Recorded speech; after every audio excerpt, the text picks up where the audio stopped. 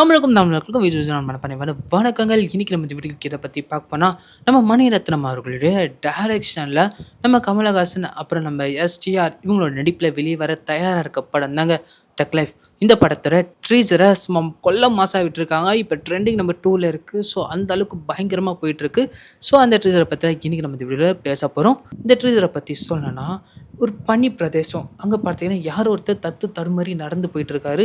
ஆனால் அது யாருன்றதை சரியாக காட்டல. அது வந்து ட்ரோன் ஷாட்டில் எடுத்திருக்காங்க. ஒருவேளை இது நம்ம கமல் அவர்களாக இருக்கலாம், இல்லை நம்ம எஸ்டிஆர் அவர்களாக இருக்கலாம். ஆனால் பார்க்கவே மர்சலாக இருக்காங்க. ஸோ ஏன்னா அவ்வளோ பனியில் அவருக்கு ஒருத்தர் நடந்து போகிறான்னா ஸோ அவருக்கு என்ன நேர்ந்திருக்கும், அவருடைய வாழ்க்கையில் என்ன ஒரு சம்பவம் பெருசாக நடந்திருக்கும் அப்படின்னு ஒரு ஹெலிகாப்டர்லாம் காட்டுறாங்க. பயங்கரமான செட்டெல்லாம் போட்டிருக்காங்க. அது மட்டும் இல்லாமல் நம்ம கமல்ஹாசன் அவர்களே வர்ற மாதிரி காட்டியிருக்காங்க. அதாவது டக் லைஃப் அந்த டைட்டில் சொல்லும் போதே பார்த்தீங்கன்னா நம்ம கமலஹாசன் அவர்களே அந்த வேடத்தில் காட்டியிருப்பாங்க. ஆனால் இதில் நம்ம கமலஹாசன் அவர்கள் ஒரு இடத்துல பார்த்தீங்கன்னா ஜன்னல்லேருந்து வேடிக்கை பார்ப்பாருங்க. அதை எட்டி பார்ப்பாரு. ஸோ அந்த இடத்துல கண்ணாடியை கழட்டிட்டு அவர் பார்க்குற அந்த பார்வை இருக்கு பாருங்கள், சும்மா பயங்கர கொலை மாசாக இருக்கும். ஏன்னா அந்த சீனை பார்க்குறதுக்கே அவ்வளோ வெறித்தனமாக இருக்கும்.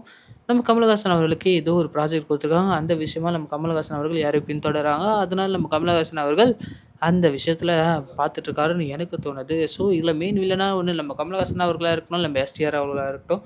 இல்லைனா நம்ம கமலஹாசன் அவர்கள் ஹீரோவாக இருந்து நம்ம எஸ்டிஆர் அவர்கள் வில்லனாக இருந்தான்னு வச்சுக்கங்களேன், தட்டி தூக்கிட்டு போது போங்க அந்த அளவுக்கு இருக்கும். ஸோ ஏன்னா அந்த அளவுக்கு நம்ம எஸ்டிஆர் அவர்களுக்கும் நம்ம கமலஹாசன் அவர்களுக்கும் விரித்தனமாக ஃபைட்டு எதிர்பார்க்கலாம். இதில் இன்னொரு சீனில் பார்த்தீங்கன்னா நம்ம கமலஹாசன் அவர்கள் போடுற ஃபைட் சீனாக இருக்கட்டும், ஒரு லைப்ரரி அந்த இடத்துல பார்த்தீங்கன்னா நம்ம கமலஹாசன் அவர்களை கட்டி போட்ட மாதிரி ஒருத்தர் உட்கார வச்சுருப்பாங்க. ஸோ அது நம்ம கமலஹாசன் அவர்களாக இருக்கலாம்னு நான் நினைக்கிறேன். ஸோ அது வேறு யாராக இருக்கும்னு நீங்கள் நினைக்கிறீங்க தான் கமெண்ட் பண்ணுறாங்க.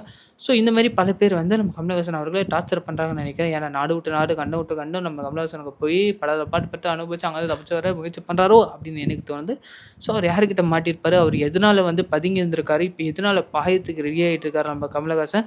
ஸோ அவருடைய வாழ்க்கையில் அப்படி என்னடா நடந்தது அப்படின்னு ஒரு கேள்விக்குறி தாங்க வைக்கிறாங்க.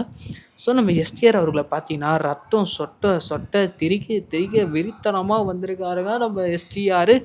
ஸோ அந்த ஒயிட் ஷர்ட் ஃபுல்லாக பார்த்தீங்கன்னா அந்த ரத்தம் அங்கங்கே தெரிச்சு அவர் கொலவெறியோடு அந்த பாஞ்சு வர சீனாக பார்க்கும்போது பயபுல எங்கேயோ பயங்கரமாக வாங்கியிருக்கா அப்படின்னு தான் தோணுச்சு. ஸோ அது யாருக்கிட்ட வாங்கினாரு, எங்கே வாங்கினாரு, நம்ம கமலஹாசன் அவருக்கும் நம்ம எஸ்டிஆர் அவருக்கும் இந்த ஃபைட் நடக்குதா அப்படின்னு ஒரு கேள்வி வருதுங்க. ஸோ ஆனால் பார்க்கவே கொலை மாசாக இருந்தது. கண்டிப்பாக இதை பார்க்கறதுக்கு பயங்கரமான என்டர்டெயின்மெண்ட்டாக இருக்கும்னு நினைக்கிறேன்.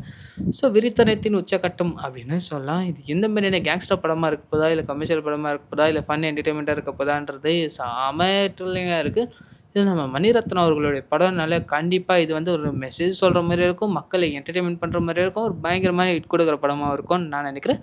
ஸோ உங்களோட சேர்ந்து நானும் பார்க்க ரொம்பவே ஆவலாக காத்துட்ருக்காங்க. நம்ம எஸ்டிஆர் அவர்கள் சொல்லவே தேவையில்ல, ஸ்டைலில் பயங்கரம். நம்ம கமலஹாசன் அவர்கள் இன்னும் விரித்தனம்.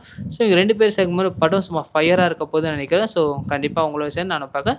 சரி மக்களே, தியேட்டரில் மீட் பண்ணலாம். இந்த ட்ரீஸர் உங்களுக்கு பிடிச்சா லைக் பண்ணி ஷேர் பண்ணுங்க.